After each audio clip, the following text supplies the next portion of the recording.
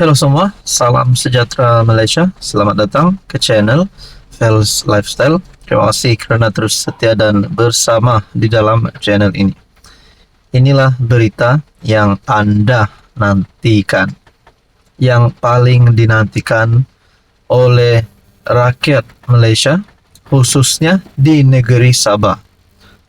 Baru-baru ini kita mendengar banyak kabar angin dan banyak cadangan oleh rakyat di Sabah, negeri di bawah Bayu, berkenaan dengan calon-calon TYT yang baru. Nah, netizen di dalam ruangan komen channel ini ada membuat kenyataan, memberikan cadangan banyak nama TYT yang baru. Selepas terdapat kabar angin bahawa TYT baharu yang bakal dilantik mungkin Musa Aman, iaitu bekas Ketua Menteri Sabah. Lalu di dalam ruangan komen banyak yang memberikan cadangan yang lain. Contohnya Syafiq Abdal dan beberapa lagi nama yang lain. Tapi saudara-saudara yang saya amat hormati, ini adalah satu keputusan rasmi. Kali ini bukan rasmi dari Kementerian Netizen, tapi betul-betul rasmi. Kalau orang Sabah cakap, ini betul-betul, bukan bohong. Ketua Menteri Sabah dalam satu kenyataan senarai nama calon TYT Sabah dihantar dalam masa terdekat.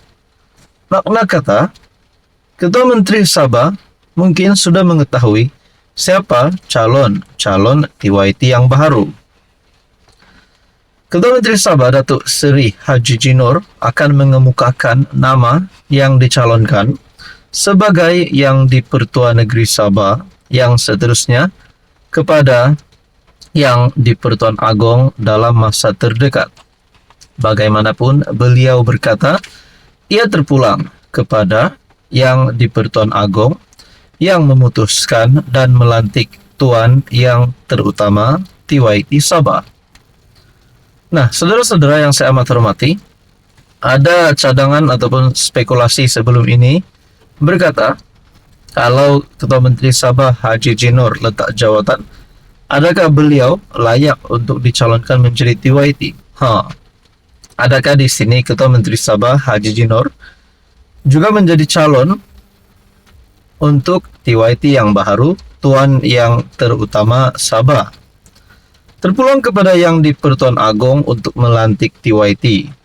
Saya akan hantar nanti dalam masa yang terdekat, katanya ringkas. Beliau berkata demikian ketika ditanya jika kerajaan negeri sudah menyenaraikan nama calon TYT untuk dikemukakan kepada yang di-Pertuan Agong. Sinar Harian pada Selasa melaporkan spekulasi 3 nama yang disebut-sebut mempunyai kelebihan untuk dilantik sebagai yang di-Pertua Negeri Sabah ke-11. Tun Juhar Mahiruddin yang merupakan yang di-Pertua Negeri Sabah ke-10 dilantik sejak 1 Januari 2011, bakal menamatkan tempoh perkhidmatannya pada akhir tahun ini, dan kekosongan tersebut akan diisi oleh TYT baru. Sehingga kini, antara nama yang disebut-sebut berpotensi menggantikan Tun Juhar, ini yang kita mahu dengar, ialah bekas Ketua Menteri Sabah Tan Sri Musa Aman yang pertama, dan yang kedua Tan Sri Joseph Pairin Kitingan, dan juga bekas Speaker Dewan Rakyat yang juga Presiden Pertubuhan Kebangsaan Sabah Bersatu USNO, Tan Sri Pandikar Amin Mulia. Jadi ini adalah 3 nama top yang terkini disebut dalam artikel melalui Sinar Harian ini. Ini bukan lagi senarai nama cadangan daripada Kementerian Netizen, tapi ini benar-benar cadangan ataupun benar-benar dinyatakan oleh media rasmi Malaysia, Sinar Harian.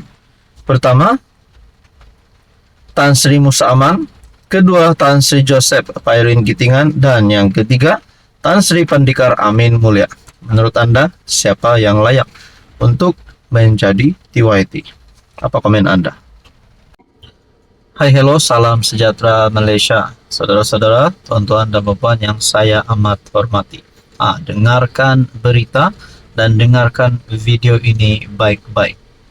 Ini adalah satu berita berkaitan dengan penggunaan dana kerajaan oleh Perdana Menteri Anwar Ibrahim. Mungkin ada persoalan dan timbul pertanyaan di kalangan rakyat Malaysia. Bagaimana perjalanan keuangan penggunaan dana semasa Anwar Ibrahim membuat lawatan rasmi ke luar negara?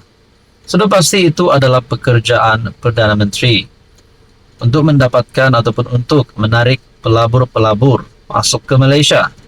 Namun rupanya ada saja cara daripada kepimpinan yang memusuhi Anwar untuk menjatuhkan Anwar. Sampai bekas Perdana Menteri Muhyiddin Yassin berkata, SPRM wajar siasat tajaan lawatan PM. Adakah di sini SPRM digesa oleh Muhyiddin agar menyiasat Anwar Ibrahim? Adakah Anwar Ibrahim menyeleweng dana kerajaan? Adakah Anwar Ibrahim dan kroni serta keluarga sedang melakukan salah guna kuasa, sedang seleweng dana kerajaan?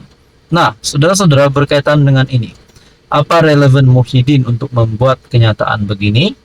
Itu pertanyaan saya. Kita teruskan di dalam artikel daripada Sinar Harian berkata, SPRM digesa menyiasat penajaan perjalanan dan kos lawatan Perdana Menteri Datuk Seri Anwar Ibrahim ke 5 buah negara baru-baru ini. Bekas Perdana Menteri Tan Sri Muhyiddin berkata, pengakuan Perdana Menteri itu menimbulkan kesangsian rakyat tentang kelemahan tata kelola kerajaan. Menurutnya, ini termasuk kemungkinan berlakunya perbuatan memberi dan menerima suapan yang merupakan suatu kesalahan di bawah Akta SPRM 2009 dan Kanun Keseksaan. Perdana Menteri memberitahu penjawat awam bahawa lawatan mereka ke luar negara tidak boleh ditaja oleh syarikat swasta. Ini kononnya demi tata kelola yang baik. Ini bukan sekali insiden cakap tidak serupa bikin berlaku. Ia sudah berlaku berkali-kali. Apa sudah jadi dengan Perdana Menteri? Katanya dalam kenyataan. Jelasnya insiden yang berlaku sudah tentu menyebabkan rakyat kurang percaya terhadap Perdana Menteri. Dan berkaitan dengan isu ini, Menteri Komunikasi Fahmi Fadzil telah membuat satu kenyataan melalui perkongsian Malaysia Kini, RM1,66 juta untuk lawatan PM ke luar negara. Jimat RM900K. Ini barulah yang nak didengar oleh rakyat Malaysia dan perlu difahami oleh rakyat Malaysia. Rupanya lawatan Anwar ke luar negara, rupanya jimat sehingga RM900.000.